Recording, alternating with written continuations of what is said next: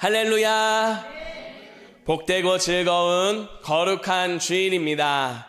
지난 한 주간에도 하나님께서 주신 아주 특별한 선물, 그 사랑을 따라서 외면하지 않고 주님의 사랑을 따라 실천하며 살기를 힘쓰다 다시금 주님의 은혜의 자리 가운데로 나온 성도 여러분을 주님의 이름으로 사랑하고 환영하고 축복합니다. 오늘도 하나님 앞에 서 있는 우리에게 하나님이 말씀을 주십니다. 말씀을 통해서 특별히 우리가 성령의 이끄심을 따라 살아가게 하시는 줄 믿습니다. 성령의 인도하심을 따라 살아가는 결과는 성령의 열매입니다. 우리의 삶의 자리에 성령의 열매가 있고 하나님의 나라가 이루어지는 귀한 은총이 가득하기를 주님의 이름으로 축복합니다. 이제 주신 말씀 신약 성경 누가복음 15장 1절부터 7절까지 말씀으로 기쁨을 찾기까지라는 제목으로 하나님 말씀 전하겠습니다. 개인적으로 말씀을 시작할 때 날씨에 대한 이야기를 참 많이 합니다. 오늘도 날씨에 대한 이야기를 하나 하고 시작하려고 합니다. 아시겠지만 오늘 아침에 여기저기서 눈발이 날렸습니다. 다른 지역에서는 비가 왔겠지만 우리 태백은 눈이 내렸습니다. 아주 특별한 일입니다. 특별하다는 것은 어디에서도 경험하기 쉽지 않은 모습입니다. 하나님 앞에 우리가 그렇습니다. 하나님 앞에 우리는 특별한 존재요, 특별한 사랑을 받은 사람임을 기억할 수 있기를 바랍니다. 이것을 더 우리가 고백하고 그것을 기억하고 살아가기로 결단할 수 있는 자리가 예배의 자리입니다. 이 특별한 예배의 자리에 함께 나온 성도 여러분의 삶의 자리에 하나님이 주시는 은총이 가득하기를 간절히 바랍니다. 특별히 우리가 지난주부터 계속해서 나누는 성령의 열매가 있는 삶이 되시기를 축복합니다. 지난주에 이어서 오늘은 우리가 희락에 대해서 생각을 해보려고 합니다. 희락, 기쁨입니다. 성령의 놀라운 인도하심을 따라 삶의 자리가 기쁨으로 채워지고 기쁨의 자리를 만들어가는 우리 모두가 되기를 간절히 소망합니다. 이 같은 은혜로 살아갈 수 있도록 하나님이 주시는 말씀을 고백하며 나아가고자 합니다. 주시는 말씀에서 기쁨을 발견하고 더욱 하나님 앞에 살아가는 우리가 되기를 주님의 이름으로 축복합니다. 첫 번째로 하나님께서 우리에게 주시는 말씀입니다. 하나님과 함께함이 기쁨입니다. 아멘. 우리 함께 한 목소리로 고백하겠습니다. 하나님과 함께함이 기쁨입니다. 아멘. 말씀을 준비하며 크리스토퍼 라이트의 성령의 열매라는 책을 보았습니다. 이 책에 기쁨과 관련되어져 있는 부분에 이런 질문이 있는 내용을 보았습니다. 기쁨에 대해 생각해 봅니다. 무엇이 여러분에게 기쁨을 줍니까? 무엇이 여러분에게 희락을 주며 무엇이 여러분의 눈을 번쩍이게 만들어 갑니까? 무엇이 여러분의 마음을 흥분하게 만들고 무엇이 여러분에게 불타는 듯한 즐거움을 주고 미소 짓고 웃게 만들어 갑니까? 여러분들의 삶의 자리에 이 같은 질문을 똑같이 드려보고 싶습니다. 삶의 자리에서 무엇이 여러분을 웃게 합니까? 무엇이 우리의 눈을 번쩍 뜨이게 만드는 모습인가요? 개인적으로 이 말씀을 준비하며 또 이 질문을 생각하며 반대로 생각해 봐야겠다라고 하는 생각을 해봅니다. 그래서 반대로 이렇게 생각해 봤습니다. 이 질문을 여러분들에게 드리면서 말씀을 이어가려고 합니다. 한번 생각해 보십시오. 무엇이 여러분을 슬프게 만듭니까? 무엇이 여러분의 눈을 감게, 외면하게 만듭니까? 무엇이 여러분의 마음을 불안하게 만들어 갑니까? 무엇이 여러분으로 하여금 걱정하게 만들고 주변을 돌아보지도 못하고 생각하지도 못하게 그렇게 옴짝달싹하지 못하게 힘들게 만드는 것이 무엇입니까? 이 같은 질문을 하며 말씀을 보게 되었습니다. 그런데 오늘 말씀에 보니 불편해서 견디지 못하는 사람들의 모습이 보입니다. 2절 말씀에 보게 되면 이런 말씀이 있습니다. 바리새인과 서기관들이 수군거려 이르되 이 사람이 죄인을 영접하고 음식을 같이 먹는다 하더라. 바리새인들과 서기관들이 수군거리고 있습니다. 불편해서 견딜 수가 없는 겁니다. 막 화가 나는 상태입니다. 왜 그러냐 하면요, 예수님이 지금 죄인을 영접하고 있는 겁니다. 죄인을 영접할 뿐만 아니라 그들과 식사하고 있기 때문입니다. 여기서 말하는 죄인은 사회적으로 도덕적으로 큰 죄를 범한 사람들을 의미하는 게 아닙니다. 율법에서 어긋나는 모습, 율법 학자들이 정해놓은 죄가 있는 사람의 모습을 가지고 있는 그런 사람들을 의미합니다. 대표적인 사람이 세리입니다. 예수님이 세리 그리고 죄인들이 찾아올 때 그들을 만나십니다. 대화하십니다. 심지어는 식사까지 같이 하십니다. 이런 예수님의 모습은 도무지 불편한 모습입니다. 바리새인들과 서기관들 자신들의 기준으로 바라보면 저거를 가만두어서는 안 되는 모습입니다. 그도 그럴 것이 당시에 세리라고 하는 사람들이 어떤 모습인지를 설명하는 내용을 보면 알 수 있습니다. 하우 주석이라는 책에서 세리를 두고 말할 때 이런 설명을 합니다. 세리는 로마 정부를 위해 일하는 유대인들입니다. 이 사람들은 이방인들의 더러운 돈을 만지며 이방인들과 접촉하는 사람들로 인식이 되었습니다. 유대인들은 이런 사람들, 이런 세리들을 죄인으로 취급했습니다. 일체의 교제를 금지했고 식탁에 같이 앉는 것도 없었습니다 라고 말하고 있습니다. 그런 존재인 세리입니다. 그런데 그런 존재인 세리를 맞아들입니다. 그리고 그와 함께 식사까지 합니다. 율법의 기준으로 보자니 말도 안 되는 행동입니다. 그러다 보니 예수님은 지금 바리새인들과 서기관들에게 사랑의 대상일 수가 없습니다. 도리어 정죄의 대상이요, 심판의 대상이요, 미움의 대상입니다. 예수님과 같이 있는 자리에서 즐겁지가 않습니다. 왜냐하면 불편하기 때문입니다.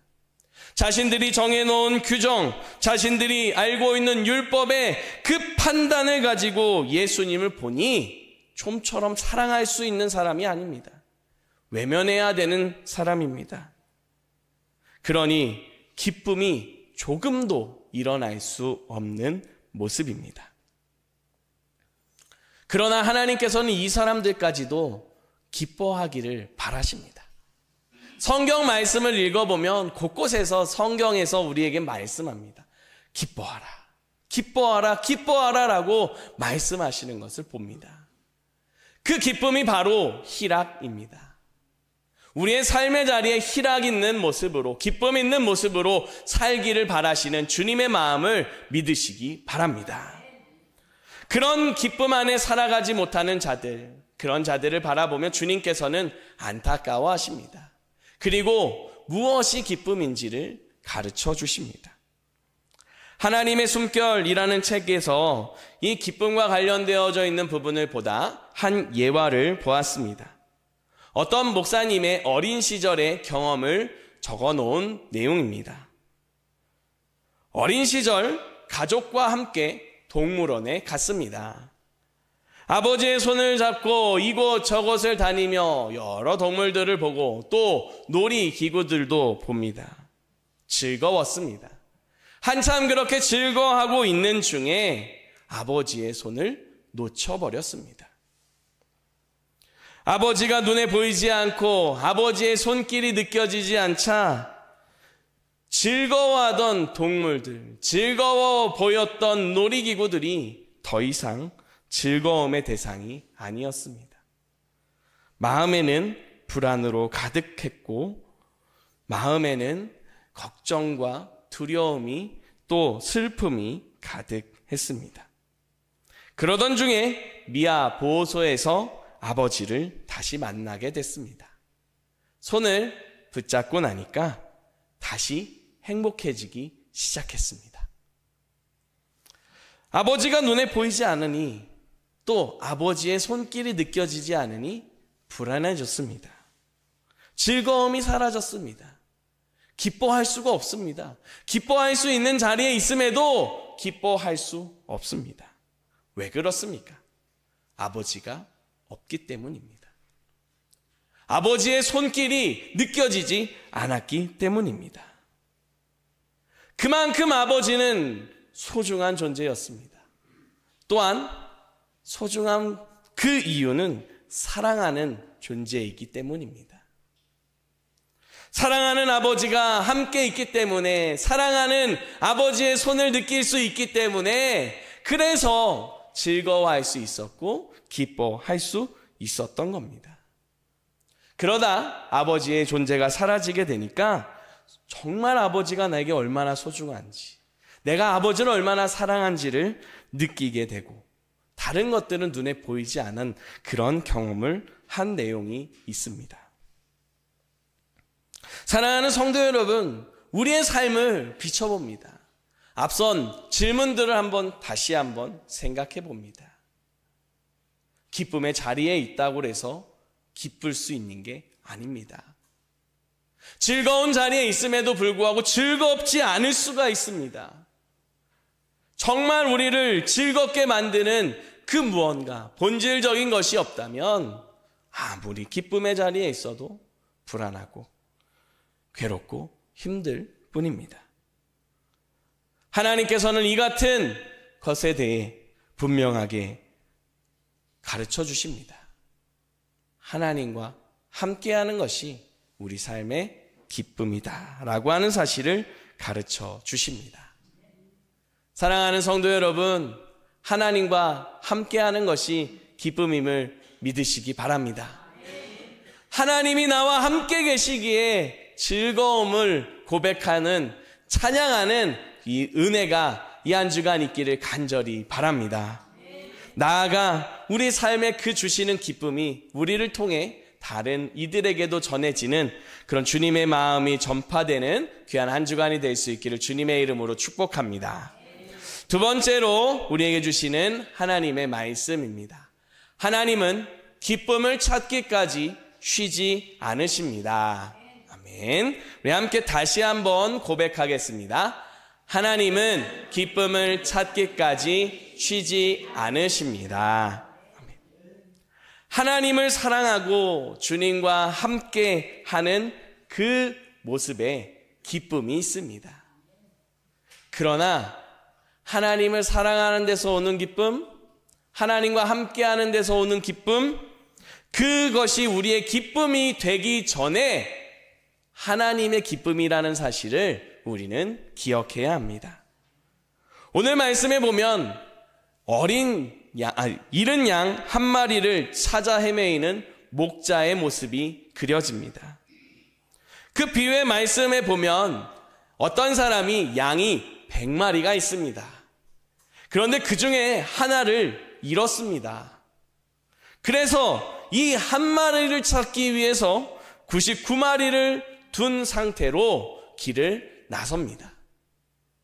언제까지 나서는지를 4절 후반부에 보면 이렇게 표현하고 있습니다.